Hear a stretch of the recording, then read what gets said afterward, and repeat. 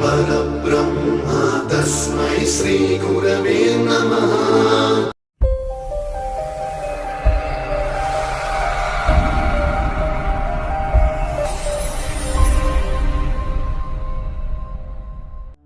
వినయశీలి, స్నేహశీలి, నిరాడంబరులు, పుస్తకప్రియులు, ఔత్సాహిక గణిత శాస్త్రాభిమాని అయిన శ్రీ దొంగా శ్రీనివాస వరప్రసాద్ గారి గురించి కొన్ని విషయాలు. పావన గోదావరి నదీ తీరంలో పసిడి పంటలకు, ప్రకృతి సోయగానికి, సిరి సంపదలకు నిలయంగా నిలిచి అందాల దీవిగా ప్రసిద్ధిగాంచిన డాక్టర్ బిఆర్ అంబేద్కర్ కోనసీమ జిల్లా రాజోలు మండలం నందు విద్యావంతులకు, రాజకీయ దురంధరులకు జన్మస్థలంగా విలసిల్లిన గ్రామం చింతలపల్లి. ఆ గ్రామంలో ఆదర్శమూర్తులైన శ్రీ దొంగ నారాయణమూర్తి, వెంకాయమ్మ గార్ల పుణ్య దంపతులకు ద్వితీయ సంతానంగా మార్చి 6వ తారీఖు 1963న జన్మించిన శ్రీ శ్రీనివాస వరప్రసాద్ అన్న నామధేయాన్ని ధరించి ఆ పేరుకే వన్నె తెచ్చిన మీరు ధన్యులు. శ్రీ డిఎస్వి ప్రసాద్ గారు స్వగ్రామం చింతలపల్లి. చింతలపల్లి గ్రామంలో అక్షరాలు దిద్ది ప్రాథమిక విద్యను పూర్తి చేసి శివకోడు జిల్లా పరిషత్ ఉన్నత పాఠశాలలో ఉన్నత విద్యను అభ్యసించారు. అనంతరం ప్రభుత్వ జూనియర్ కళాశాలలో ఇంటర్మీడియట్ను పూర్తి చేసి కళాశాల టాపర్గా, అదే రాజోలు ప్రభుత్వ డిగ్రీ కళాశాలలో డిగ్రీ విద్యను కూడా పూర్తి చేసి తన ప్రతిభను పట్టాలెక్కించారు. వీరు పొందిన విజ్ఞానాన్ని 10 మందికి పంచాలన్న ఉత్తమ ఆశయంతో టీటీసీ ప్రవేశ పరీక్షలో రాష్ట్ర స్థాయి 7వ ర్యాంకుతో కాకినాడ ప్రభుత్వ కళాశాలలో ఉపాధ్యాయ శిక్షణను పొందినారు. చింతలపల్లి చేనేత కార్మికులు ఎక్కువగా ఉండే ప్రాంతం అవడం వల్ల ప్రసాద్ గారి తండ్రి గారు బట్టల వ్యాపారం చేస్తూ, వారితో పాటు ప్రసాద్ గారు చదువుకుంటూనే తన తండ్రితో వీధి వీధి తిరుగుతూ బట్టల దుకాణంలోనూ బట్టలు అమ్ముతూ కష్టపడి చదువుతూ శ్రమిస్తూ ఉండేవారు. అందుకేనేమో ఎంతటి ఇబ్బందికర పరిస్థితులు ఎదురైనా ప్రసాద్ గారు వాటికి లొంగిపోకుండా ప్రతి పరిస్థితిని నవ్వుతూ స్వీకరించి వాటిని ధైర్యంగా ఎదుర్కోగలుగుతారు. శ్రీ డిఎస్వి ప్రసాద్ గారికి ఇరుసుమండ గ్రామ కాపురస్తులు శ్రీ పెచ్చేటి భాస్కర ప్రసాద్ గార్ల దంపతుల కుమార్తె అరుణకుమారి గారిని ఇచ్చి 24/8/1989లో వివాహం చేయడం జరిగింది.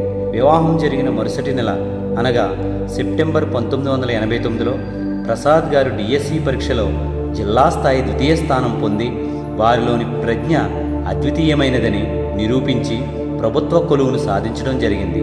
అనంతరం గవర్నమెంట్ కాలేజ్ రాజమండ్రిలో బీఈడీ శిక్షణను పూర్తి చేసి తన జ్ఞానతృష్టకు నిదర్శనంగా ఆంధ్రా యూనివర్సిటీ ద్వారా గణితంలో ఎంఎస్సి పట్టాను ప్రథమ శ్రేణిలో పొందారు. ఆయన గణిత కళా ప్రావీణ్యానికి పశువులంక ప్రాథమికోన్నత పాఠశాల తొలివేదిక కాగా పొన్నమండ అరవపాలెం పాఠశాలలు మలివేదికలు అయ్యాయి.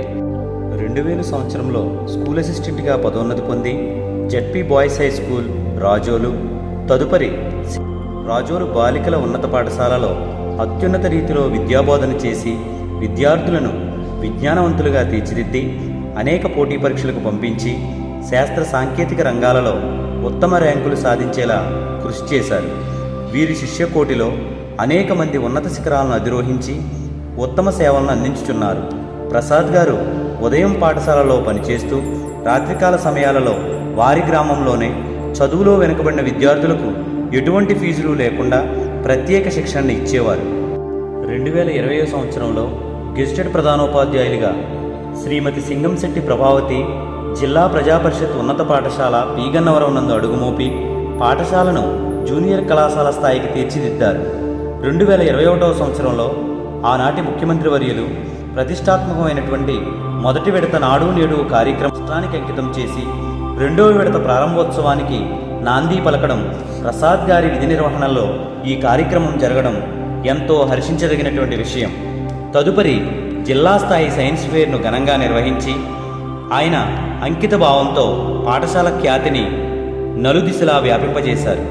ఆయన ఉపాధ్యాయ సిబ్బందితో కలిసి విద్యార్థులలో ప్రతిభా పాఠవాలను వెలికితీయించి వారెన్నో అవార్డులను, పురస్కారాలను, బహుమతులను అందుకునేలా ఎనలేని కృషి చేశారు. క్రీడా సాంస్కృతిక రంగాలలో కూడా విద్యార్థులకు తర్ఫీదునిచ్చి వారిలో నైపుణ్యాన్ని పరుగులు పెట్టించారు. శ్రీ డిఎస్వి ప్రసాద్ గారు ప్రధానోపాధ్యాయులుగా బాధ్యతలు స్వీకరించి పి గన్నవరం పాఠశాలలో ఎన్నో మంచి ఫలితాలను సాధించారు. ఎందరో విద్యార్థులను విజయ శిఖరాలను చేర్చారు. గణిత శాస్త్రములో ఆయనకు గల విశేష అనుభవంతో గణిత పాఠ్యపుస్తకాలు రాయడంలో మంచి ప్రావీణ్యతను పొందారు.